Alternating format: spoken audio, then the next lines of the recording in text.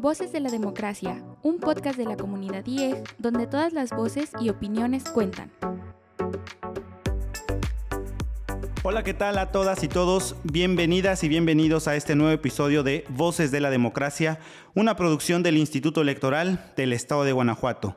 Soy Luis Esteban Pérez Mesa y tengo el enorme placer de acompañarlos. El día de hoy le damos la más calurosa bienvenida a mi querida y distinguida compañera Mónica Pamela González Ortega, quien será una de nuestras anfitrionas en este podcast. Ambos estaremos acompañados de un querido compañero y distinguido colaborador del instituto, además de ser especialista y conocedor del tema que hoy nos ocupa, que tiene que ver justamente con la importancia de las candidaturas independientes.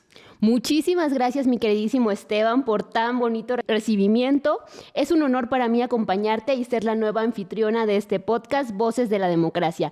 Y con invitadazo de lujo, nuestro compañero Jorge Luis Hernández Altamirano, quien actualmente está encargado de la coordinación de prerrogativas y partidos políticos. Qué gusto tenerte aquí, Jorge. El micrófono es todo tuyo. Oh, caray, pues muchas gracias por esta invitación. Yo ya había dicho que llevaba tiempo diciendo a ver qué día me invitan a Voces de la Democracia y miren, no hay plazo que no se llegue ni fecha que no se cumpla, dicen por ahí. Y pues nada, ahí Esteban me acaba de decir experto y conocedor, entonces me siento como un poquito responsable de esta situación. Pam, qué bueno poderte escuchar ahora en el podcast de Voces de la Democracia. Seguramente va a ser una experiencia muy muy buena para todos los podcast escuchas que seguimos con mucho interés este podcast. Y bueno, pues el día de hoy vamos a estar en esta cuestión. Ojalá que podamos clarificar un poco respecto de la importancia de esta figura y respecto de lo que podemos aprender como ciudadanía de esta posibilidad de las candidaturas independientes. Mi estimado Jorge, pues bienvenido y sin más preámbulo, pues vamos a adentrarnos de lleno a este tema que nos ocupa. Y bueno, pues para empezar quisiera, como ya adelantábamos al inicio, el tema que nos ocupa pues tiene que ver con las candidaturas independientes. Ahora, yo quiero comenzar con una pregunta, ¿no? La pregunta del millón. Sabemos que candidato se refiere a la persona que se está postulando a un cargo de elección popular, ¿no? Eso podríamos decir que es la definición por excelencia de candidatura, ¿no? Sin embargo, dice candidatura independiente. ¿Independiente de qué? ¿Por qué? ¿O de quién? Platícanos un poco. Esa es una gran pregunta. ¿Independiente de quién o de quiénes, no? Mira, voy a empezar, como digo, no soy abogado, pero de todos modos, sí, trabajando en una institución administrativa, pues es importante comenzar por lo legal, ¿no? ¿Y qué es una candidatura independiente? Es el caso de ciudadanos o de ciudadanas que obtienen el acuerdo de registro de la procedencia de su candidatura por parte de la autoridad electoral, habiendo cumplido todos los requisitos legales para esta cuestión. ¿De quién son independientes? Bueno, es una pregunta que habrá que evaluar candidatura por candidatura, pero también le podríamos llamar candidatura sin partido. ¿Por qué? Porque a diferencia de las candidaturas que nominalmente existen, que son las de los partidos políticos con representación, las candidaturas independientes van por una vía sin partido político y deben de obtener o de pedir o de tener ciertos requisitos para poder llegar a la boleta. Ahorita platicamos cuáles son. Muchísimas gracias, Jorge, por esta información. Ahora que sabemos el concepto de candidaturas independientes, yo creo que estas debían de hacer una solución o una fuente de oxigenación o válvula de escape ante la crisis de representación de los partidos políticos. Es por eso que te pregunto cómo surge o para qué fin surgen estas candidaturas independientes. Lo acabas de decir con mucha claridad, querida Pamela. No podemos entender el inicio de las candidaturas independientes sin pensar en un contexto de crisis de la democracia. Yo creo que esa crisis no se ha acabado, ya ahorita lo podremos discutir, pero entre muchas otras cosas se pensaba que, bueno, la baja participación, la desafección democrática, que no es una invención nuestra, sino que está prácticamente en todos los estudios que se han hecho sobre cultura política y opinión pública. Que todo esto se podía refrescar y además la mala imagen de muchos o de prácticamente todos los partidos políticos se podía resolver con la inclusión de candidaturas ciudadanas que no tuvieran que ver con partidos políticos y que pudieran acceder de otra forma a los cargos de representación popular. Les voy a hablar un poquitito de historia porque me gusta mucho. Fíjense que en la Constitución de 1917 existían las candidaturas independientes. Y no fue sino hasta la reforma política de 43 y 46 cuando se le dio el monopolio de la representación o de la presentación de candidaturas a los partidos políticos. ¿Por qué? Una cuestión histórica muy normal, ¿no? Piensen ustedes que en los 40 se estaba consolidando un sistema de partido hegemónico que en ese momento pues necesitaba tener ese control. Por ahí de 2006, un poquito antes, de hecho, hay un antecedente en 2002, personas como Jorge Castañeda Gutmann, no es sino hasta 2012 cuando aparece por primera vez a nivel constitucional la figura de candidaturas independientes, y no es sino hasta 2014 en la reforma electoral donde ahora sí ya tenemos un camino específico para poder acceder a cargos de representación federal. En lo local es otra cosa y son otras historias, pero más o menos ese es el camino de donde surgen las candidaturas independientes, Pam. Oye, estimado Jorge, ahora que mencionabas esta idea de que justamente pues la intención de hacer estas postulaciones de las candidaturas ciudadanas tenían como objetivo lo que decía Pame, la oxigenación de nuestra democracia. Yo quisiera preguntarte, desde tu opinión, si la existencia efectivamente de estas candidaturas independientes, de esta figura ya reconocida en el orden constitucional, verdaderamente fortalece la democracia en nuestro país. A mí me parece que es muy buena pregunta, Esteban, porque habría que distinguirla o desdoblarla en dos partes. Por primera cuestión, en la parte dogmática, en la parte ideal, me parece que está claro. De hecho, está claro que la idea de la democracia y el desarrollo de la democracia no ha sido sino incrementar el número de personas que pueden votar, ¿no? Primero solamente votaban los hombres, se ha agregado el tema de mujeres, afortunadamente en este país por lo menos tienen 70 años, pero al mismo tiempo se intenta que otros grupos que no han estado históricamente representados pues tengan acceso no solamente a votar, sino a ser votados, ¿no? Y pasa con el tema de las acciones afirmativas y un montón de cosas. Estamos buscando una democracia más inclusiva. Entonces, si me preguntan si eso es democrático, que la ciudadanía pueda llegar sin la necesidad de tener una representación por vía de los partidos políticos, me parece que es un buen camino. Ahora, ¿qué esperar y qué no esperar, no? Yo creo que en ese sentido, esta dicotomía que se hizo muchas veces y varias de las personas que llegaron como candidatos independientes y que llegaron incluso a ganar elecciones, estableció una dicotomía entre ciudadanos buenos y partidos políticos malos. A mí particularmente me parece que esa es una visión que se sostiene poco, porque a final de cuentas, ¿qué son los partidos políticos sino formas de asociación de ciudadanía, ¿no? Y por otro lado, está claro, y esto es una cuestión absolutamente indiscutible, que la democracia necesita de partidos políticos, ¿no? Y tan los necesita, ahora ya voy a dar un comercial como encargado de la coordinación, que precisamente por eso es que, al menos en el modelo del Estado mexicano constitucional y democrático, les otorgamos prerrogativas. O sea, no se les da dinero solamente porque querramos tener partidos ricos, sino porque esas instituciones son los canales de representación y los canales de participación de la ciudadanía. Entonces, ¿fortalece la democracia? Por supuesto, porque nos permiten que más personas cumplan con el derecho al voto, no solamente activo, que es poder ir y llenar una papeleta, sino también al voto pasivo, que es poder ser elegido. Evidentemente, y ahí coincido mucho tanto con Pam como contigo, puede ser que tengan la capacidad de refrescar la agenda política, pero eso no pasa siempre, sino que, insisto, dependerá de revisar candidatura como por candidatura. Yo creo que no existe tal cosa como los candidatos independientes, sino candidaturas independientes con características propias, dependiendo del lugar donde están y de las personas que están participando. Querido Jorge, has traído muchos temas a la mesa y me hace hacerme una pregunta. ¿Los candidatos independientes hacen berrinche, es estrategia o es una alternativa? Si bien es cierto que los candidatos están cumpliendo las necesidades de la vida democrática del país y estamos en este proceso, platícame qué se requiere para realizar este registro. Bueno, ese punto que tocas ahí yo lo pondré en los retos, Pam. Porque a final de cuentas, lo que se pensaba, o lo que pensábamos algunos de quienes estuvimos por ahí estudiando e investigando sobre el tema, pues es que iban a convertirse en espacios para nuevas personas. Pero tienes toda la razón, este fenómeno de los políticos tránsfugas es real. Ahora, ¿Legalmente se puede? Por supuesto que sí. Ahí ya le corresponde a la ciudadanía votar a esas personas o no votarlas, dependiendo de las experiencias que tengan. Y también, por otro lado, ¿quiénes tienen la capacidad, el interés y el deseo de participar, sino quien ya ha estado participando en otras denominaciones y en otros contextos, ¿no? Entonces, yo creo que ahí va un poquito esta situación. Ahora, platico muy rápido el proceso de registro porque es un camino muy largo y creo que ese es uno de los retos que también tenemos, pero también soy honesto, es algo que es muy difícil de poder solucionar. ¿Por qué? Porque son varias etapas. Lo primero que se hace es la emisión de una convocatoria por parte de los institutos electorales, nacional o estatal. Esta convocatoria le da un plazo a las personas que quieran participar y tienen que cubrir una serie de requisitos. Yo voy a platicar aparte de los legales, hay 3 que son fuertes. ¿Por qué? Porque no todo el mundo sabe hacerlos. El primero es constituir una asociación civil. Afortunadamente, yo les hablo porque yo en 2018 tuve una experiencia por ahí, pero afortunadamente ahora ya se emiten un modelo de estatutos único. Y ese modelo pues facilita un poco las cosas.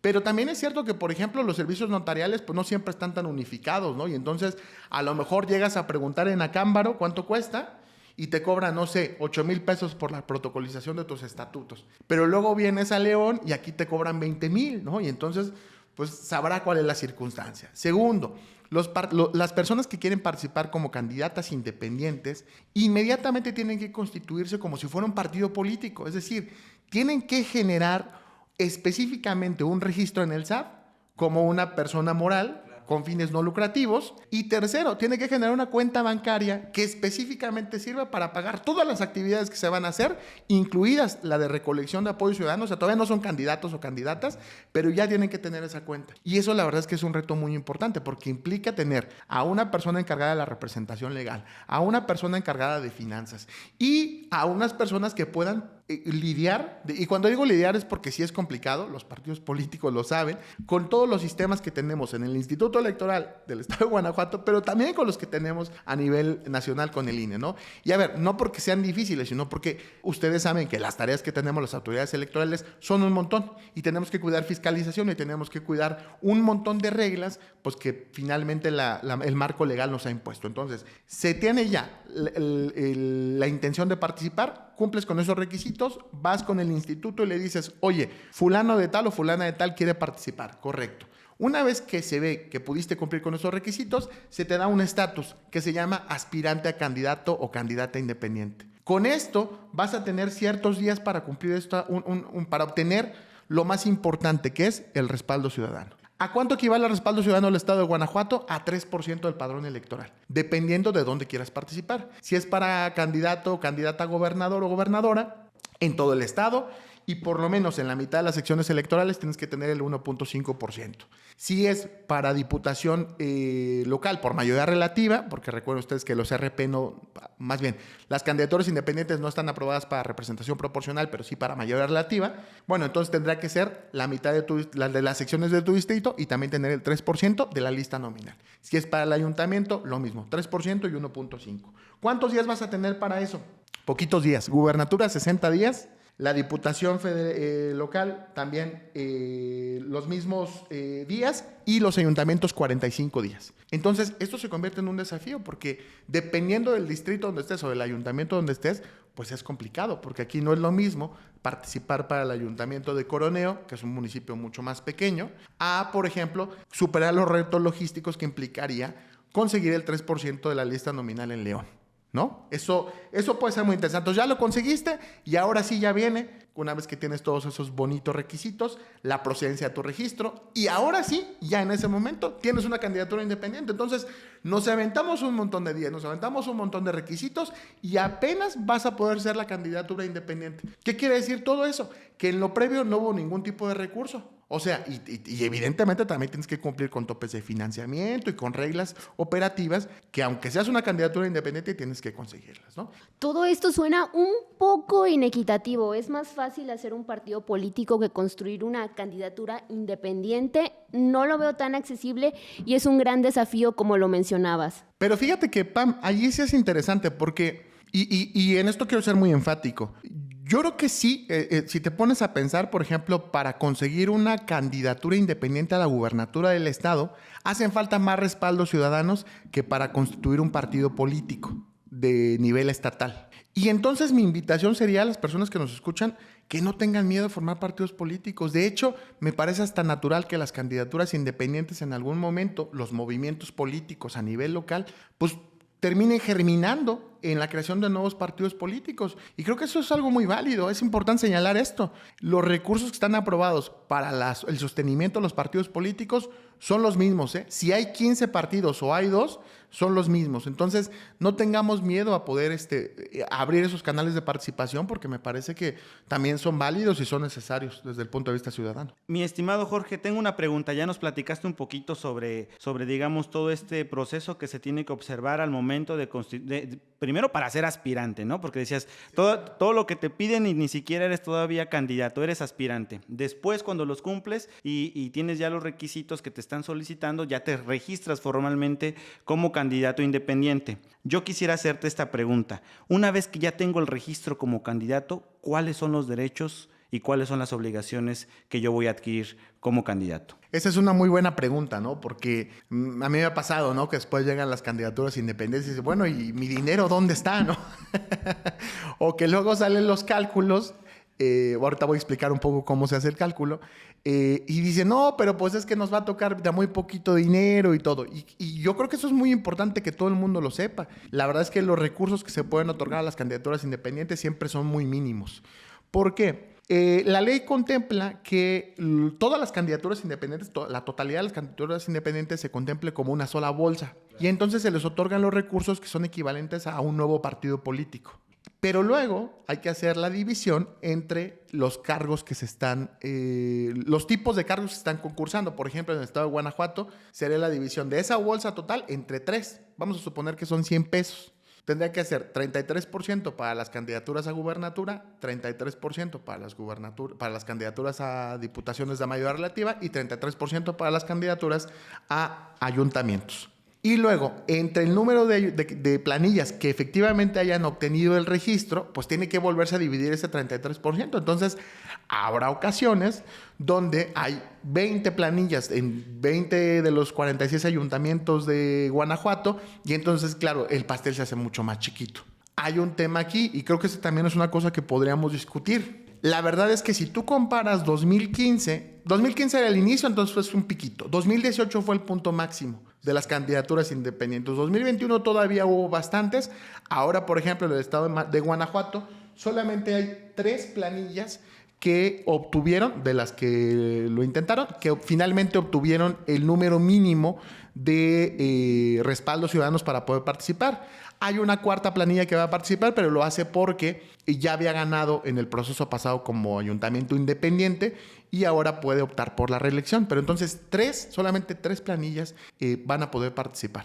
Muy bien, Jorge. Ya mencionabas que existen prerrogativas que se les otorgan a las candidaturas independientes. ¿Podría ser más específico con eso? Y también coméntanos qué reglas tienen que respetar los candidatos independientes. ¿También se encuentran obligados a respetar los topes de gastos de campaña? Sí, fíjate que esa es muy buena pregunta. Tienen naturalmente acceso a financiamiento público, ya lo comentaba ahorita con Esteban, el tema de cómo se hace esta división de la bolsa, pero hay una tesis muy interesante del Tribunal Electoral, porque claro, normalmente lo que dice la regla es que el financiamiento privado de las candidaturas de partidos políticos no puede ser superior al financiamiento público. Esa es una regla. Pero en este caso no es así, porque si resulta que te tocaron, no sé, 25,000 pesos y tu tope de gastos son 2 millones, pues no podrías tener más de 25,000 pesos de ingreso privado. Varias candidaturas independientes fueron al Tribunal Electoral y dijeron, oye, pues dame chance de que si no me vas a dar el suficiente dinero, yo lo pueda conseguir de donde sea. Bueno, de donde sea, ¿no? Porque hay que ser legal, ¿no? O sea, a ver, también ese es el tema. Pero con todo y eso, el tribunal lo dejó. Entonces, es importante saber que sí, que tienen acceso al financiamiento público, que también se pueden financiar de modo privado y que además tienen acceso a prerrogativas como son, evidentemente, el acceso a medios de comunicación. Eso sí es bien importante. ¿Por qué? porque recuerden ustedes que ninguna candidatura puede, y ahí vamos con las reglas que tienen que seguir, Pam, ninguna puede contratar por sí mismo acceso a medios de comunicación. Esa regla también aplica para candidaturas independientes y por lo tanto hay que darles espacios para que transmitan sus mensajes publicitarios como si fueran otro partido político más. ¿Qué obligaciones tienen? Obviamente las de fiscalización. Hay que cuidar y en este país creo que es una tarea que todavía tenemos por hacer. O sea, sí se está haciendo, pero todavía hay que seguir avanzando en las obligaciones de fiscalización. Los partidos políticos, pero también las candidaturas independientes, cuando contratan cosas, hay que registrar a sus proveedores en el padrón de proveedores, en el registro de proveedores. Hay que hacer los pagos con la tarjeta bancaria que está asociada a la cuenta que están utilizando. Si reciben donativos, tienen que ir a esa cuenta bancaria. Si hacen cheques, también tienen que estar ligados a esa cuenta bancaria. Si hacen gastos, tienen que reportarlos. Si van a hacer eventos políticos, meetings, etcétera, tienen que subirlo al sistema que tiene para ello el INE. ¿Para qué? Para que las acciones de fiscalización sean positivas.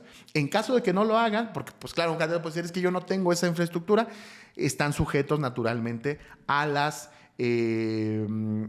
sanciones que les podría otorgar el Instituto Nacional Electoral o el Instituto Electoral del Estado de Guanajuato. Y entonces, pues ahí finalmente eso sí es cierto.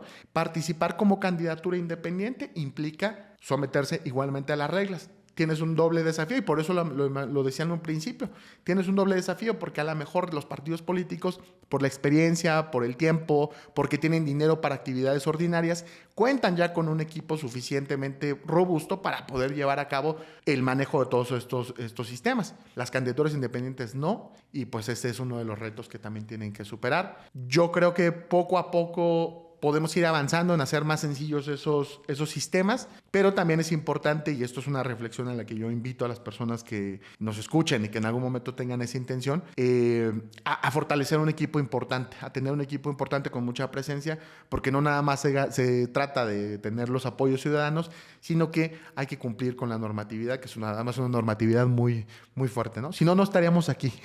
Antes de despedirnos, mi estimado Jorge, yo quisiera pedirte, hace unos momentos nos platicabas un poquito sobre una experiencia que tuviste ahí por el año 2018 y a partir de esa experiencia y a partir, digamos, del desarrollo de tu vida profesional, me gustaría que pudieras compartir una reflexión sobre el tema que hoy nos ocupó con toda la banda que hoy nos está escuchando. Sí, gracias Esteban, qué bueno que me das oportunidad para hacer este cierre. La verdad es que justo después de esa experiencia yo escribí por ahí un articulito que está publicado en la revista elector.com del Instituto Electoral del Estado de Michoacán. Bueno, no dice el Estado, es nada más un Instituto Electoral de Michoacán. Saludos. Que se llama ¿Qué esperar y qué no de las candidaturas independientes? Y justamente lo que yo reflexiono en ese caso es, a ver, sí son un instrumento importante, sí fortalecen y permiten el acceso a un derecho de las personas, pero tampoco esperemos más de lo que pueden dar por los límites o los alcances que tienen. ¿Cuáles son los límites que yo le veo? Primero, los requisitos y las dificultades que hay. Segundo, desequilibrios y desventajas que son evidentes. Y tercero, yo creo, pensando en eso, que se circunscriben mucho más a cuestiones locales. Se pueden explicar por cuestiones locales, pero va a ser muy complicado que haya un movimiento de alcance nacional.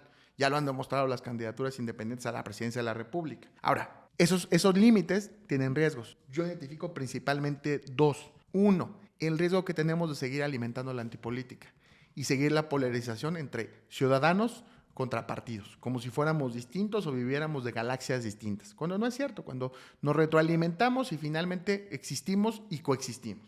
Y segundo, el riesgo de financiamiento. Como yo les digo, a veces el problema es que como son muchas las personas o muchas las planillas que aspiran, el problema es de dónde conseguir el dinero. Y eso puede plantear dos retos. Uno, que está dentro de lo legal, que son los intereses de, a lo mejor, cúpulas empresariales, de negocios, etc. El otro, ya está fuera de la ley, que tiene que ver con problemas de crimen. No es una novedad hablar de ese tipo de problemas, de los riesgos que puede traer para la seguridad en un país como México, ¿no? Entonces, esa es mi reflexión. Y pues nada, eso no significa, o esos alcances o riesgos, que yo creo que no sirvan o que no son útiles. Pero pues como dicen por ahí, sirven para lo que sirven, pero no sirven para lo que no sirven, diría el doctor aquel. Muchísimas gracias, mi estimado Jorge. Los invitamos a que sigan escuchando todos los episodios de Voces de la Democracia. Gracias, Jorge. Esperamos tenerte muy pronto de regreso. También agradecemos a nuestra querida audiencia. Nos escuchamos muy pronto en un nuevo capítulo y estén pendientes de las nuevas personas invitadas. Y tampoco se olviden de seguirnos en todas nuestras redes sociales. Adiós. te invitamos a suscribirte a nuestro canal para que te lleguen las notificaciones de los nuevos episodios de Voces de la Democracia, una producción del Instituto Electoral del Estado de Guanajuato, IEG.